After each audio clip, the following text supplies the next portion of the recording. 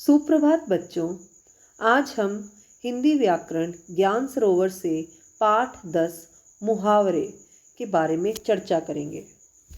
बच्चों, मुहावरे का प्रयोग वाक्यों में किया जाता है, लेकिन मुहावरे का सही प्रयोग कैसे किया जाना चाहिए यह हम कुछ उदाहरणों में देखते हैं। बच्चों, बात कहने के दो तरीके हैं। हम अपनी बात को दो तरीके से कहते हैं, या तो साधारण तरीका या फिर विशेष तरीका। साधारण तरीका कौन सा होता है? जब हम अपनी बात को सरल शब्दों में कह देते हैं, जैसे कि राजू बहुत गुस्सा हो रहा है। यहाँ पर हमने बोला है सरल शब्दों में कि किसी को गुस्सा आ रहा है, मतलब राजू को बहुत गुस्सा आ रहा है किसी काम पर, तो हमने बोला राजू बहुत गुस्सा हो रहा है।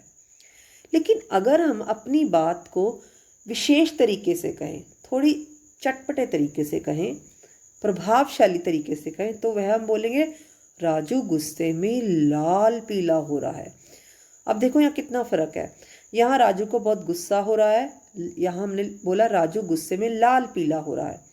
तो देखो कितना फ़र्क है। तो यहाँ पर हमने मुहावरे का प्रयोग किया है। तो मुहावरे क्या होते हैं? जब कोई शब्द समूह कोई सामान्य अर्थ ना देकर विशेष अर्थ दे तो उसे मुहावरा कहते हैं। जी हाँ बच्चों, जब हम अपनी बात को विशेष शब्दों द्वारा प्रकट करें तो उसे मुहावरे कहा जाता है। मुहावरों के प्रयोग से जो भाषा होती है, जो वाक्य होते हैं, वह बड़े प्रभावशाली बनते हैं और बड़े मज़ेदार लगते हैं। लेकिन मुहावरों का प्रयोग करने के लिए भी कुछ नियम होते हैं।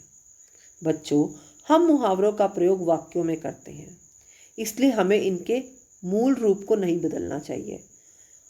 लेकिन जब हम इसका प्रयोग करें, हमें उसके सही अर्थ की जानकारी ज़रूर होनी चाहिए।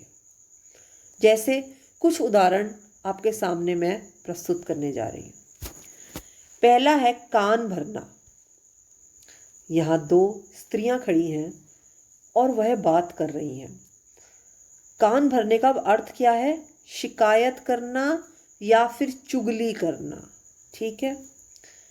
अब यहाँ कान भरी है, इसका मतलब ये नहीं कि उसके वो कान में जाकर कुछ सामान भर रही है। इसका मतलब ये है कि वह शिकायत कर रही है, चुगली कर रही है किसी की। रिया जब देखो अपनी पड़ोसन के कान भरती रहती है।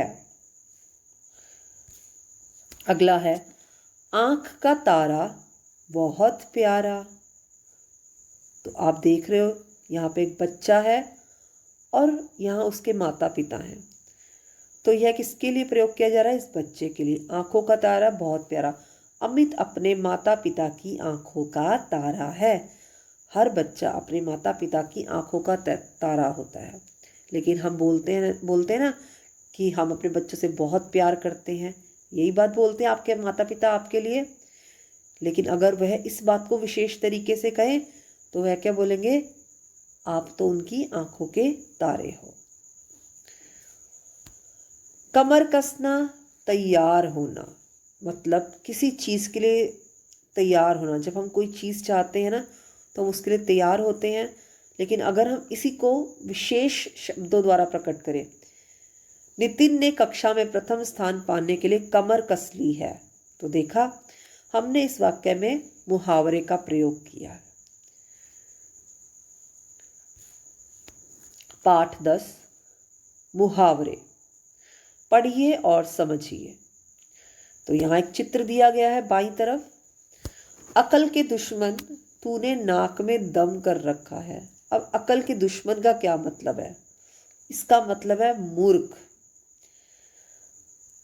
अकल का दुश्मन इसलिए उसको कहा गया क्योंकि उसके अंदर अकल नहीं है, अपनी बुद्धि का सही प्रयोग नहीं कर रहा, इसलिए उसको अकल का दुश्मन कहा गया। और इसका सही अर्थ है मूर्ख।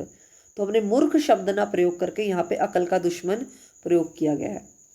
अगला है नाक में दम करना, मतलब परेशान करना। ये तो आपने बहुत बार सुना होगा। सब लोग बोलते हैं, अगर कोई किसी को तंग करता है तो हम कहते हैं ना, इसने तो आज मेरी नाक में दम कर दिया। मतलब बहुत परेशान करना, बहुत तंग करना। अब पढ़िए, मूर्ख तुमने परेशान कर रखा है, या अकल के दुश्मन तुमने नाक में दम कर रखा है। तो दोनों वाक्यों के अर्थ समान हैं। मूर्ख तुमने परेशान कर रखा है, ये साधारण वाक्य है, सरल शब्द हैं। और यहाँ पे अकल के दुश्मन तुमने नाक में दम कर रखा है। तो देखा कैसे यहाँ पर भाषा कितनी प्रभावशाली बन गई है। इसे भी पढ़िए, कबूतर जाल लेकर उड़ गए और बहेलिया हाथ मलता रह गया। क्या बहेलिया हाथ मल रहा है? नहीं। अब यहाँ पे मुहावरा जो प्रयोग किया गया है, हाथ मलना। हाथ मलते रह जाने का मतलब है पछताना। ठीक है। अब यहाँ कुछ मुहावरे दिए गए हैं। इस वाक्य को पुनः पढ़ते हैं जो हमने अभी पढ़ा। कबूतरों द्वारा जाल लेकर उड़ जाने पर बहेलिया पछताता रह गया। यहाँ पे सरल शब्दों में बोला गया है और उपयुक्त वाक्यों में स्थूल वाक्यांशों का अपना एक विशेष अर्थ है। ये मुहावरे कहलाता है। ऐसा वाक्यांश जो अपने शाब्दिक अर्थ के लिए नहीं अपितु विशेष अर्थ के लिए प्रयोग किया जाता है, मुहावरा कहलाता है। ये मैंने आपको अभी बताया। मुहावरे किसे कहते हैं? जब हम अपनी बात को सरल शब्दों में प्रकट ना करके विशेष शब्दों में प्रकट करें। मुहावरों के प्रयोग से भाषा में चमत्कार आ जाता है। भाषा बहुत प्रभावशाली बन जाती है, चटपटी बन जाती है, मज़ेदार बन जाती है और कथन प्रभावशाली बन जाता है। यहाँ कुछ मुहावरे अर्थ व प्रयोग सहित दिए जा रहे हैं, इन्हें पढ़िए और अभ्यास कीजिए। जी हाँ बच्चों, मैंने आपको बताया मुहावरे के प्रयोग के लिए उसका सही अर्थ जानना बहुत ज़रूरी है, तभी आप उसका प्रयोग कर सकते हैं। मुहावरों का प्रयोग वाक्यों में ही हो सकता है, ये मैंने बताया आपको, स्वतंत्र रूप से नहीं। जब आप कोई वाक्य बना रहे हैं या फिर आप कुछ बोल रहे हैं, तभी आप मुहावरों का सही प्रयोग कर सकते हैं। जैसे पहला है गड्ढा खोदना। अब गड्ढा खोदने का मतलब क्या है? हानि पहुंचाने का प्रयत्न करना। अब गड्ढा खोदने का मतलब ये नहीं होगा कि हम गड्ढा खोदने लग जाएंगे। इसका मतलब यह है कि किसी को हानि पहुंचाना है। ठीक है। जो दूसरों के लिए गड्ढा खोदता है स्वयं ही उसमें गिरता है। दूसरा है खरी खरी सुनाना, मतलब कटु सत्य कहना, मतलब साफ साफ शब्दों में उसको बोल देना कि सच कहना, लेकिन कड़वा लगता है ना, कहते हैं ना सच सुनना भी कभी कभी किसी को कड़वा लगता है, तो कटु सत्य कहना, कड़वा सत्य कहना। सेठ जी ने नौकर को खरी खरी सुनाई तो वह सारी हेकड़ी भूल गया। खून सूखना मतलब भयभीत हो जाना, डर जाना। जंगल में शेर के सामने स्वयं को अकेला पाकर राहुल का खून सूख गया। जब हम डरते हैं तो हम बोलते हैं ना, हमारे लिए भी ये शब्द बोले जाते हैं अगर हम डर जाएं, इसका तो खून सूख गया। इसका मतलब ये नहीं कि सही में खून सूख गया, ये बस एक मुहावरा है। अगर मगर करना, टाल मटोल करना। कमर कसना, तैयार हो जाना। कमर कस लो, परीक्षाएं प्रारंभ होने वाली हैं। तीसरा है गांठ बांधना, याद रखना। यह बात गांठ बांध लो कि तंदुरुस्ती रहेगी तो सब होगा। जी हाँ, याद रखने के लिए हम इस मुहावरे का प्रयोग कर सकते हैं कि इस बात को गांठ बांध लो, मतलब अच्छे से इसको याद कर लो कि भूलना नहीं है। फिर है आंसू पहुँचना, दिलासा देना। दुखियों के आंसू पहुँचना ही सबसे बड़ा धर्म है। आग बबूला होना, क्रोधित होना, जैसे मैंने अभी लाल पीला प्रयोग किया था मुहावरा। छोटी छोटी बातों पर आग बबूला होना अच्छी बात नहीं है। इसका मतलब ये नहीं होता कि आग लग जाती है सच में, इसका मतलब ये है कि गुस्से में आग बबूला हो जाते हैं। झक मारना, बेकार की बातों में समय नष्ट करना, मतलब अपना समय बर्बाद करना बेकार की बातों में। तुम्हें कुछ आता जाता तो है नहीं, मालूम होता है तुमने सारी उम्र झक ही मारी है। चल बसना, मर जाना। आंखों का तारा, बहुत प्यारा। कीचड़ उछालना, दोष लगाना। जब किसी पर झूठा इल्ज़ाम लगाते हैं, दोष लगाते हैं, तो हम बोलते हैं ना, ये हमारे पर कीचड़ उछाल रही है। दुष्ट लोग सदा सज्जनों पर कीचड़ उछालते रहते हैं। चिकना घड़ा, बेशरम, जिस पर कोई असर ना हो। कान भरना, झूठी शिकायत करना। खिल उठना, प्रसन्न होना। खोया हुआ पेन मिल जाने पर सचिन खिल उठा, मतलब बहुत प्रसन्न हो गया। तो बच्चों, ये कुल 15 मुहावरे हैं। आपने इनको सिर्फ याद करना है, कहीं पर भी लिखना नहीं है, ठीक है। और जो इसका अभ्यास कार्य है, हम तब करेंगे जब हम सारे मुहावरों को पढ़ लेंगे, मतलब कि 30 के 30। तो अभी तक आपने सिर्फ 15 के 15 मुहावरे ये याद करने हैं, लर्न करने हैं, ठीक है। अगला कार्य उत्तर पुस्तिका में करेंगे। चित्र वर्णन। बच्चों, चित्र शब्द से तो आप भली भांति परिचित हैं। वर्णन का अर्थ क्या है? वर्णन का अर्थ है किसी बात को विस्तार पूर्वक लिखना या करना। किसी चित्र को देखकर उसमें छिपे हुए विचारों को अपने शब्दों में लिखना चित्र वर्णन कहलाता है। जी हाँ बच्चों, जब भी हम कोई चित्र देखते हैं और जो विचार हमारे मन में आए उस चित्र को देखकर, और जब हम उसको अपने शब्दों में लिखें, वह चित्र वर्णन कहलाता है। चित्र वर्णन कैसे किया जाता है?